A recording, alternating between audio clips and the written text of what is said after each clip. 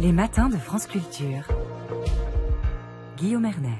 Jeudi dernier, le Premier ministre Gabriel Attal a réaffirmé son engagement dans la lutte contre la violence des jeunes alors que le mois d'avril a été marqué par une série de graves agressions, du passage à tabac de la jeune Samara à Montpellier au meurtre de Chemseddine, 15 ans, en Essonne. Que se passe-t-il au sein de la jeunesse française? Nos adolescents cèdent-ils plus facilement à la violence que leurs aînés? Bonjour Thomas Vaude-Sauvadet.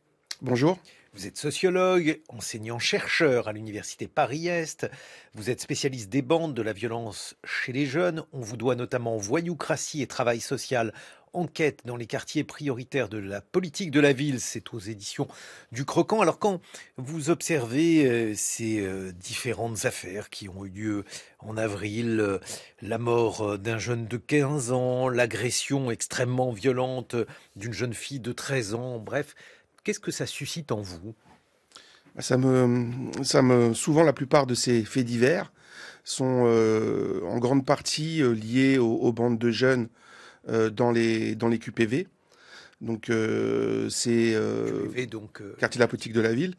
Donc, c'est une minorité en fait de la jeunesse, notamment masculine, dans les quartiers pauvres, les quartiers chauds, qui sont classés donc dans la politique de la ville. Et donc c'est souvent le cas. C'était Sébastien Rocher qui parlait que 5% des mineurs interpellés étaient responsables de plus des 2 tiers des délits et des crimes juvéniles. Donc on a vraiment une minorité, un noyau dur qui est surreprésenté dans la justice des mineurs et dans ce type de faits divers. Et c'est sur cette minorité que je travaille depuis plus de 20 ans. A-t-on affaire à une augmentation de la violence dans cette minorité-là, même s'il doit être compliqué de savoir ce qu'étaient les quartiers prioritaires de la ville il y a 50 ans? Oui, on a une évolution à différents niveaux qui sont souvent séparés par l'actualité médiatique, par les faits divers. On a la question des bandes de jeunes, des bagarres de bandes, la question des règlements de compte. Parfois à petite échelle, parfois à plus grosse échelle avec le trafic de stupéfiants, et la question des émeutes. Et sur ces différentes dimensions, on voit une évolution avec davantage de violence sur fond de chômage. On a notamment des vieux jeunes qui développent une criminalité qui est plus financière, économique, liée au trafic de stupes. Vieux jeunes, c'est? Des vieux jeunes, c'est entre 20 et 30 ans, qui sont dans ces bandes de jeunes depuis les années 80-90, c'est-à-dire depuis qu'on a eu la désindustrialisation, qu'on a eu le chômage, et donc on a des jeunes qui ont du mal à sortir de cette minorité, alors qu'autrefois, notamment avec les blousons noirs, entre 18 et 20 ans, c'était terminé, avec l'entrée sur le marché du travail, le service militaire, etc. Et on a donc une délinquance, une criminalité qui se développe, et avec des plus jeunes, des adolescents, voire des enfants qui sont exposés, qui grandissent autour de ces activités. Voilà, parce que ce qui frappe là, alors bien entendu, il s'agit de 4 cas, et donc il ne faut pas nécessairement généraliser. C'est à vous, Thomas Sauvadet, de me dire si on a affaire à un échantillon, hélas, représentatif. Mais là, il s'agit de jeunes. Oui, on a aujourd'hui dans les quartiers pauvres, dans les quartiers chauds, dans la rue, des enfants, donc entre 6 et 10 ans, des adolescents qui grandissent dans des quartiers où vous avez des voyous qui sont les patrons, qui font la pluie et le beau temps, et donc ils sont influencés par cette jeunesse de vieux jeunes qui sont dans les trafics. Souvent ils les prennent pour modèles, ils gravitent autour, ils les imitent. Et d'ailleurs, il y a toute une culture de rue qui s'est aussi développée et qui s'est orientée du côté du banditisme. On le voit notamment avec la drill, qui est le nouveau gangsta rap d'aujourd'hui.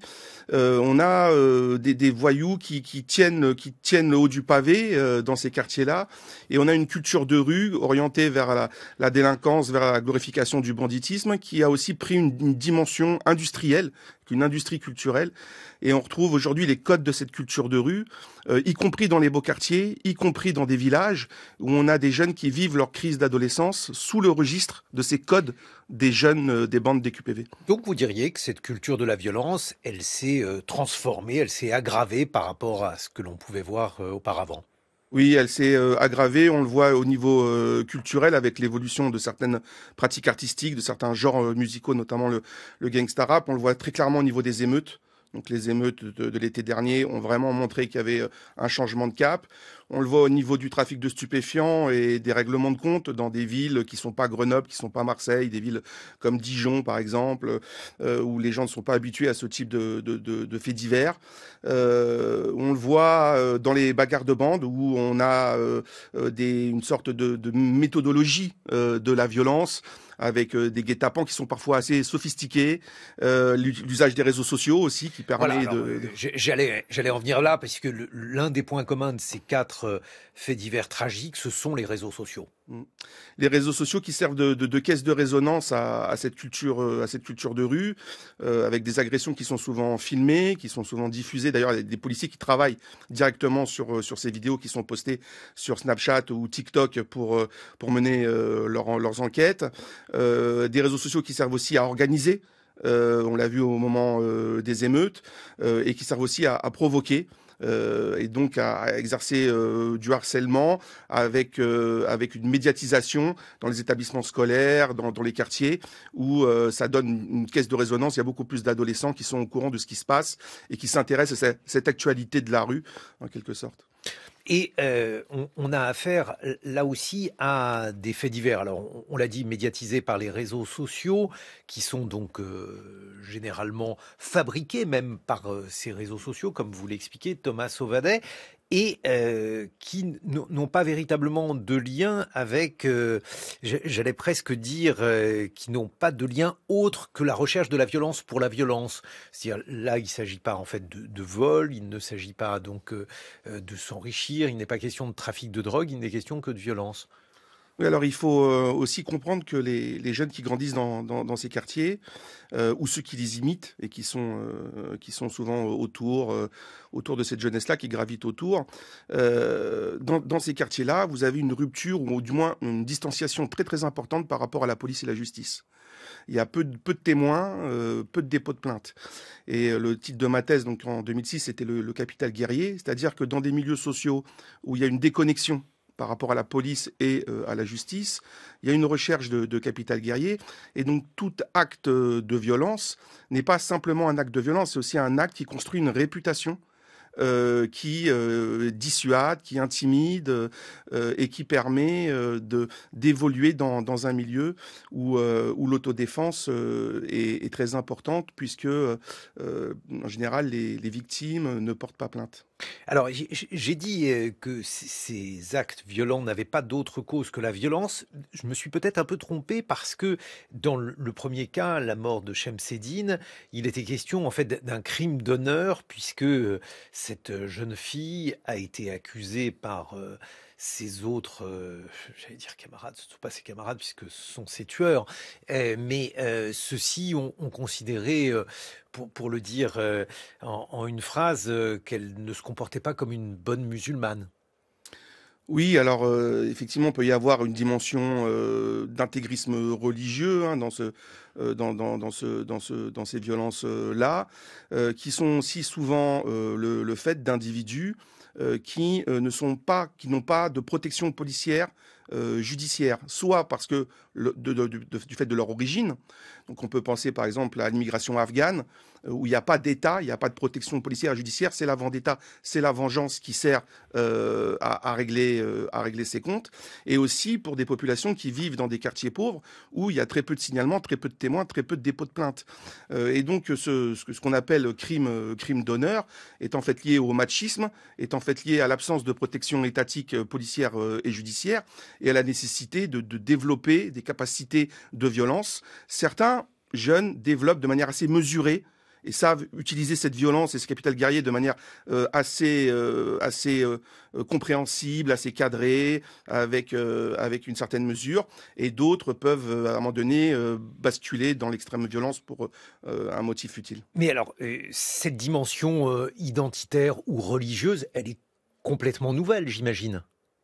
Oui, cette dimension religieuse, elle se développe à partir des années 90, dans des quartiers qui ont de plus en plus une population, notamment de religion musulmane, dans des quartiers qui sont aussi où la religion sert aussi à se protéger par rapport au développement de cette délinquance de rue.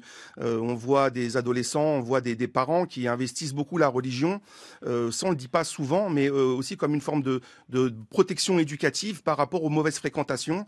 Donc surinvestir la religion, surinvestir aussi les clubs sportifs, c'est souvent pour des adolescents et pour des parents un bon moyen d'éviter que leurs enfants traînent avec les mauvaises personnes et rencontrent les mauvaises personnes dans la rue. Mais malheureusement, ce n'est pas la bonne solution.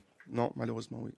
C'est ce que l'on voit, hélas, dans ces faits divers tragiques. Thomas Sauvadet, Voyoucratie et travail social, enquête dans les quartiers prioritaires de la politique de la ville. C'est le livre que vous avez publié aux éditions du Croquant.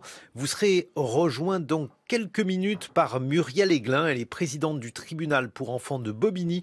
On cherchera à comprendre s'il y a une manière, avec la réponse pénale, de tenter de juguler cette violence que vous voyez croissante chez les jeunes.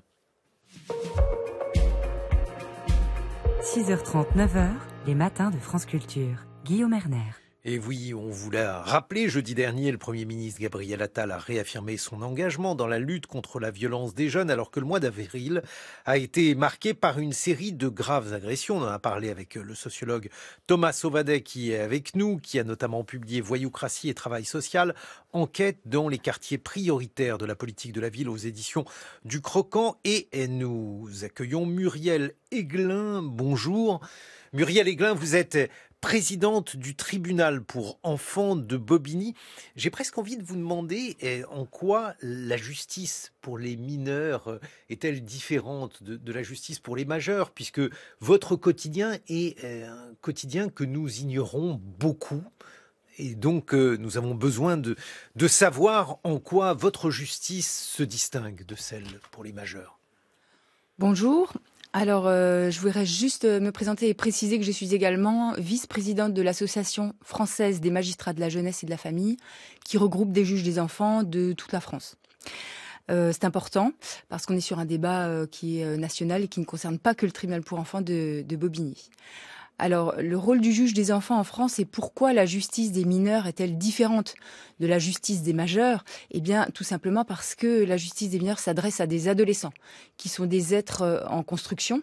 Et entre l'âge de 13 ans, qui est l'âge à partir duquel il y a une présomption de responsabilité pénale, et l'âge de 18 ans, âge de la majorité pénale, chacun peut constater que nos adolescents évoluent de manière extrêmement importante.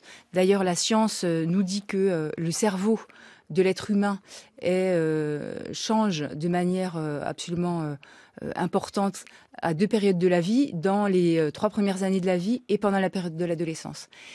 Et on sait également que le développement du cerveau des adolescents fait que le développement pulsionnel précède le développement de la capacité de contrôler ses pulsions. Donc on est par nature à l'adolescence dans une période à risque. Et c'est aussi à l'adolescence que les questions de scolarité, d'insertion sont les plus importantes. Et c'est à cette période-là de la vie qu'on apprend le plus. Et donc la dimension d'éducation est absolument fondamentale.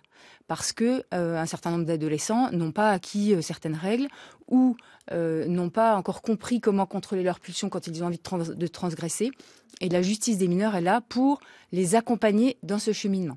Alors, ce qui est important, c'est de savoir que la justice des mineurs, justement, elle s'adapte à l'adolescent qui est en face d'elle. Elle a la possibilité, elle a le devoir même de commencer à prononcer des mesures éducatives avant de prononcer des peines, puisqu'on doit rester dans l'éducation.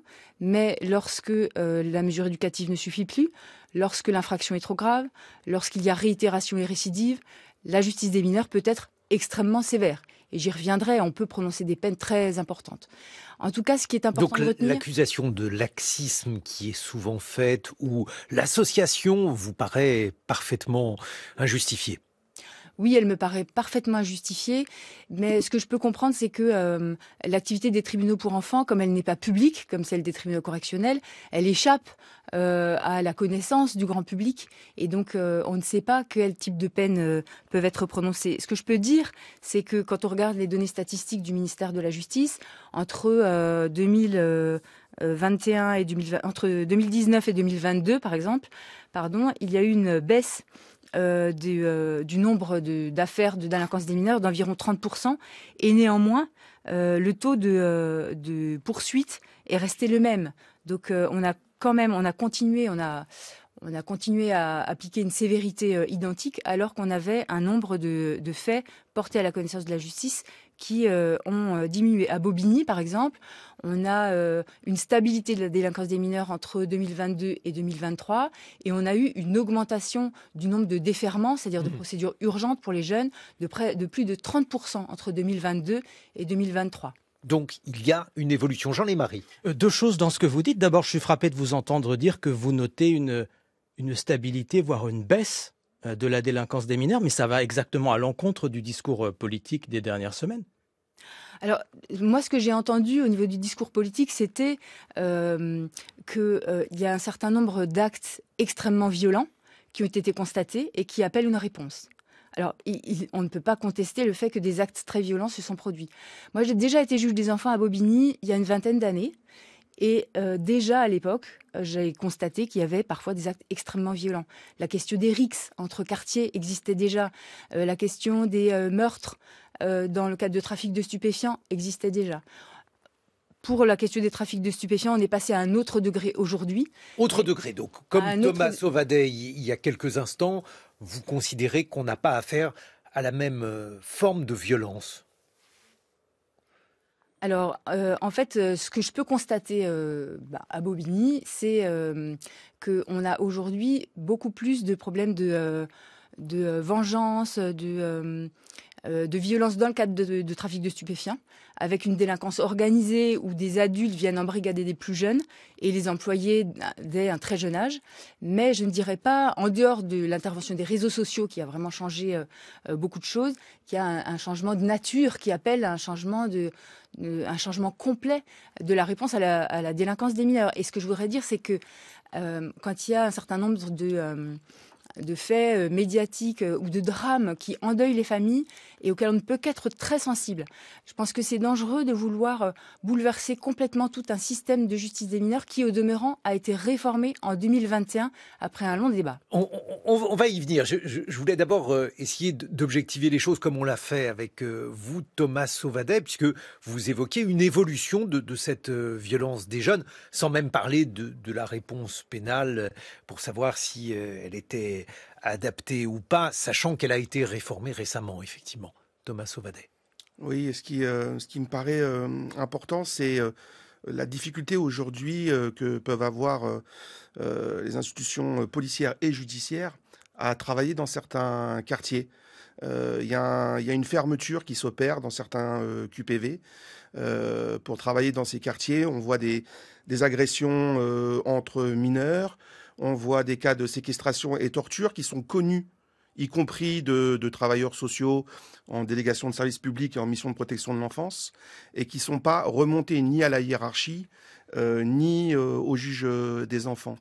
Un commissaire me disait l'année dernière que sur un quartier de l'agglomération qui était considéré comme le quartier où il y avait un taux de délinquance et de criminalité très élevé, c'est là où ils avaient le moins de signalements, le moins de dépôts de plainte. Donc il y a une forme d'omerta qui s'opère, avec notamment des grosses familles qui sont impliquées dans le trafic, mais qui ont tout un tas d'affiliés qu'on retrouve parfois dans les services municipaux, qu'on retrouve parfois dans des associations.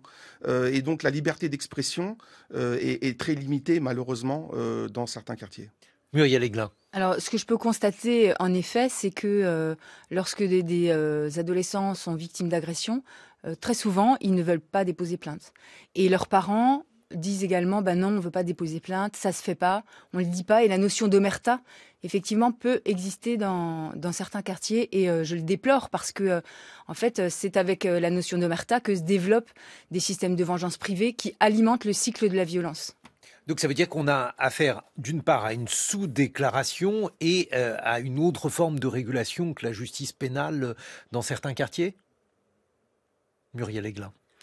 Pour la sous-déclaration. Pour la sous-déclaration, c'est tout à fait probable dans la mesure où, effectivement, on entend a posteriori évoquer des affaires de violence. Mais je peux dire également que j'ai déjà vu dans mon bureau des jeunes qui avaient eu un genou fracturé, un doigt coupé et qui m'ont expliqué qu'ils s'étaient coincé le doigt dans une portière de voiture ou qu'ils avaient eu un accident de foot, alors que j'ai appris qu'ils avaient fini par se confier à leur éducateur de la protection judiciaire de la jeunesse, qu'il s'agissait de vengeance et d'actes de violence graves perpétrés par des personnes impliquées dans du trafic de stupéfiants.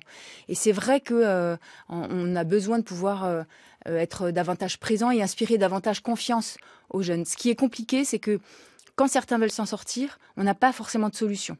Notamment le jeune qui s'est cassé le genou, on a cherché pour lui des solutions d'accueil, de placement et de prise en charge par la protection judiciaire de la jeunesse, et ça a été compliqué de le trouver. Ou alors on trouve des solutions dans un second temps après un passage en incarcération parce qu'on manque de place. Alors que c'est sorti du quartier, de l'influence du groupe. Et quand on arrive à donner des perspectives en termes de formation et de développement à ces adolescents, ils s'en sortent. Et ça fonctionne. Et oui, parce que Thomas Sauvadès, ce sont donc des jeunes qui, peut-être, n'imaginent pas vivre dans un cadre autre que celui qui est le leur. Oui, il y a ce processus d'enfermement fait qu'il y a à la fois des jeunes qui veulent absolument en sortir, absolument en partir, et d'autres qui sont dans une sorte de fatalisme, de résignation. Et ce qui est étonnant aussi de voir aujourd'hui, c'est que c'est transmis par les parents, parce que les parents eux-mêmes, parfois, ont grandi dans la rue, avec cette culture de rue, dans le même quartier. Et on observe, et c'est assez nouveau, des cultures familiales, en fait, où les parents transmettent aux enfants une sorte des codes, les codes de la rue, de l'adaptation, en fait, à la loi de la rue, plutôt que des ambitions scolaires ou autres. Donc, il y a cet enfermement sur le quartier. Par exemple, qu'est-ce que cela pourrait donner pour qu'on comprenne concrètement? Oui. Alors concrètement, par exemple, c'est une mère de famille dont le frère, le cousin, le père, l'oncle ont été soit tués, soit incarcérés, et qui me dit qu'elle a 2 fils. Il y en a un qui est très bagarreur, qui est déjà convoqué par le directeur de l'école, et l'autre qui est plutôt introverti et qui a plutôt une scolarité tranquille. Et elle me dit, je m'inquiète beaucoup pour celui qui a une scolarité tranquille, parce que je pense pas que l'école le sortira du quartier. Et s'il ne sort pas du quartier, avec ce tempérament, avec ce caractère, il sera mangé tout cru dans le quartier. Donc on voit une inversion en fait éducative, et on voit des parents, et c'est peut-être aussi ça Didier Lapéronie quand il écrivait, il a un sociologue, 2006, sociologue bien connu qui nous a quittés malheureusement il y a pas longtemps, Ghetto urbain, où il montrait que tous les habitants de ces quartiers-là ne vivent pas dans le ghetto, mais certains habitants développent une forme de vie du ghetto, d'adaptation au ghetto, avec l'idée de ne pas en sortir et de s'y adapter. Le rôle des réseaux sociaux, Muriel Aiglin, vous qui êtes juge, qu'est-ce qu'ils recouvrent dans votre quotidien, dans la manière dont ces jeunes agissent, réagissent ? Alors, je crois que ça permet pour certains une valorisation de certains actes violents, ou de la question de l'argent aussi est une question très très présente dans ce que l'on peut voir. Ça peut servir de point de ralliement, de prise de rendez-vous pour des regroupements, notamment dans le cadre de RIX. Et ça entraîne, en tout cas, ça donne une rapidité de mobilisation qui est très importante. On l'a vu pendant les événements violents du mois de juin et juillet 2023, où la question des réseaux sociaux était importante. J'ai même vu des jeunes qui recevaient sur leur smartphone des vidéos d'infractions violentes et dont on pensait qu'ils étaient impliqués dans ces infractions. En fait, ils les avaient simplement reçues, mais ils ont contribué à faire circuler cette violence et ces images. En tout cas, les réseaux sociaux, c'est vraiment quelque chose de différent et qui change la nature de ce qu'on peut voir par rapport à ce qui existait il y a 15 ou 20 ans. Et je pense Donc ça, c'est vraiment une date ou en tout cas une technologie qui provoque des changements sociaux importants pour vous. Je ne dirais pas qu'elle provoque des changements sociaux importants, je dirais qu'elle facilite le passage à l'acte, elle facilite des choses qui existaient déjà, à savoir le phénomène d'entraînement. On sait toujours que les adolescents, ils ont un instinct grégaire, un goût de se regrouper et d'être un peu conforme à ce que font leurs voisins. Et les réseaux sociaux accélèrent ce phénomène-là. Et je pense qu'en termes de prise en charge éducative, on devrait se préoccuper aussi de des méthodes, comment on peut répondre à cette question-là, comment on peut accompagner ces jeunes-là, comment on peut leur enseigner l'esprit critique et la capacité à se différencier des autres. Thomas Sauvadet. Oui, c'est en termes de rapidité d'action, d'organisation, de caisse de résonance aussi à cette culture de rue. Il y a en fait une sorte d'effet cascade avec quelques voyous, souvent une vingtaine, une trentaine, qui sont vraiment au cœur de la voyoucratie du quartier. Autour de ça, on a une cinquantaine d'adolescents, parfois aussi des enfants qui sont présents. Et ils développent, notamment avec les nouvelles technologies, avec les réseaux sociaux, mais aussi par exemple avec certaines chaînes sur Internet comme YouTube, etc. Ils développent des clips, ils filment leur violence. Et c'est toute une industrie culturelle aujourd'hui qui va du rap aux réseaux sociaux, en passant par les clips amateurs, parce qu'aujourd'hui c'est un peu à la portée de tout le monde. Donc on voit, ils mettent les cagoules, ils sortent les fusils à pompe. Alors ils vendent pas des millions de streaming, mais ils peuvent faire 300 000, 500 000 vues, être des petites stars locales. Et on a toute une jeunesse aussi dans les établissements scolaires, aussi par conformisme, qui se conforme à une forme de leadership, puisque en fait ces voyous sont en position de leadership à la fois dans le quartier, mais aussi parfois dans les établissements scolaires, voire même les clubs sportifs, où on a aussi des affaires importantes, notamment dans le foot. Et donc, on a des adolescents qui se disent qu'il vaut mieux être d'accord avec eux, proche de ces voyous-là, et les imiter, plutôt que de se différencier ou de s'opposer. Et c'est pour ça que souvent, je dis à des sociologues ou à des éducateurs ou à des enseignants, faites attention à la parole publique des adolescents, parce que quand vous avez un voyou qui dit voilà ce qu'il faut dire, voilà ce qu'il faut pas dire, vous avez les autres derrière qui s'alignent. Donc c'est difficile de faire du débat, c'est difficile de faire l'éducation, surtout si l'adulte n'est pas conscient du phénomène. La dernière réforme en date. Pour répondre, je pense qu'il est important de proposer d'autres modèles aux jeunes. De permettre de mettre en avant des parcours de réussite, et c'est aussi le travail des éducateurs et de la prévention que de faire porter un autre discours et d'occuper l'espace public et du discours public avec d'autres choses que ce que vient de décrire Thomas Sauvadet, parce que ça donne l'impression qu'on vit dans des coupes-gorges et que tout est perdu. Or, ça n'est pas vrai. C'est vrai que quand on se déplace dans un collège ou dans un lycée et qu'on accompagne des éléments, des expositions comme l'exposition 13-18 ou pour les 13-18 ans, ou l'exposition Moi, jeune citoyen pour les 9-13 ans, en école primaire et en collège, on voit bien qu'il y a une curiosité des jeunes pour connaître le système juridique dans lequel ils évoluent, une volonté de comprendre quelles sont les règles, quel est le droit. Et je pense que c'est important de pouvoir en parler. Et de rappeler aussi que le droit et la justice, ils sont certes là pour sanctionner, ils sont aussi là pour apporter des réponses qui permettent de réparer les dommages commis, mais aussi les jeunes qui sont abîmés par ce qui se passe dans les quartiers.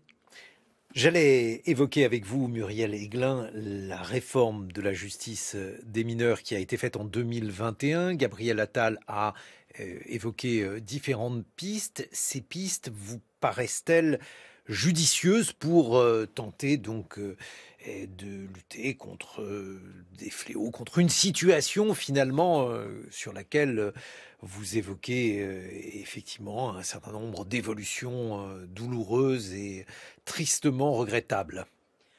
Alors, tout d'abord, je voudrais dire que la question de la violence des jeunes et du fait que les jeunes seraient de plus en plus jeunes et de plus en plus violents, elle est récurrente. En fait, moi, j'ai commencé à juger des enfants à la fin des années 90. On en entendait déjà parler, dans les années 2000 également, dans les années 2010 également, et ça a conduit à un certain nombre de réformes à l'époque de l'ordonnance de 45, en 2002, 2004, 2006, 2007, 2009, 2011. 2014 et 2016. C'est un peu vertigineux, mais en 2019, quand le travail sur la création du Code de la justice pénale des mineurs a commencé, on a mis en avant le fait qu'il y avait des réformes sans arrêt, les unes qui succédaient aux autres. Et là, En 2019, en fait, les choses ont été posées de manière un peu plus apaisée et plus calme. Il y a eu un débat public assez important et un texte assez équilibré qui a été élaboré, qui a d'ailleurs suscité des critiques comme étant trop sévère, puisqu'il permet d'apporter des réponses extrêmement fermes et extrêmement rapidement à la délinquance des mineurs. Et aujourd'hui, je pense que la première chose importante, c'est de permettre de l'appliquer. Et d'ailleurs, j'ai noté dans les propositions de Gabriel Attal qu'il y a un certain nombre de choses qui existent déjà dans la justice des mineurs. Par exemple, les mesures d'intérêt éducatif pour les moins de 16 ans, elles existent déjà sous la forme de mesures de réparation. Et d'ailleurs, je dirais qu'il y a eu une petite modification législative le 20 novembre 2023 pour permettre leur développement pendant le cours du procès pénal des mineurs. L'accueil de nuit pour les mineurs, eh bien, ça fait des années qu'on fait du placement à la protection judiciaire de la jeunesse et dans des structures associatives qui encadrent les jeunes, de jour, de nuit, et y compris le week-end et les vacances. Et la difficulté, c'est pas que ça n'existe pas, c'est qu'il n'y a pas suffisamment de place et que les juges des enfants appellent d'année en année à la création de places supplémentaires. Mais pour l'instant, il n'y en a pas suffisamment. Parfois, il y a des structures qui ferment et d'autres n'ouvrent pas. En tout cas, on est en difficulté pour, par exemple, sortir des jeunes des quartiers et leur apporter une prise en charge suffisante. La composition pénale qui permet d'apporter une réponse pénale sans intervention du juge, elle existe déjà depuis des années.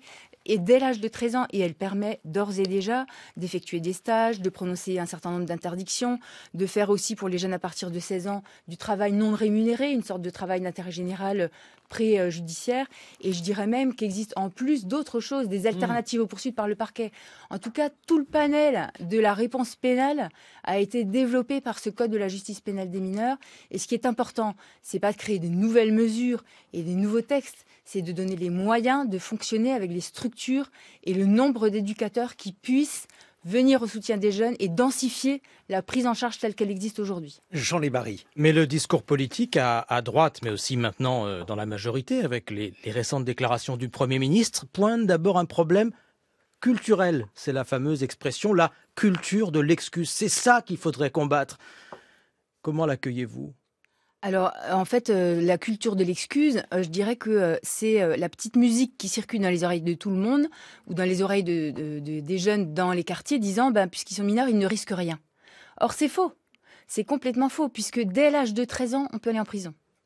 Et dès l'âge de 16 ans, même s'il y a une atténuation de la peine pour minorité, le tribunal peut l'écarter et appliquer des peines extrêmement sévères. C'est la fameuse excuse de minorité. Muriel Aiglin, qu'est-ce que vous en pensez ? Alors, ce qu'on appelle excuse de minorité, en réalité, la loi indique que c'est une atténuation de la responsabilité d'un mineur en raison de sa minorité. C'est un principe constitutionnel en France, qui a été dégagé par le Conseil constitutionnel en 2002, et c'est aussi un principe que met en avant la Convention internationale des droits de l'enfant. En fait, ça tient simplement compte de ce que je disais au début de mon intervention, à savoir que le cerveau d'un adolescent n'est pas le même que le cerveau d'un adulte et qu'il a besoin d'une adaptation, qu'il n'a pas la même responsabilité à 13 ans qu'à 18 ans. Et concrètement, entre l'âge de 13 ans et l'âge de 16 ans, lorsqu'on commet un délit, on risque une peine dont le maximum est la moitié de ce que risque un adulte. Un exemple, le vol est puni par la loi française de 3 ans d'emprisonnement au maximum. Quand on a entre 13 et 17 ans, on risque au maximum 1 an et demi d'emprisonnement.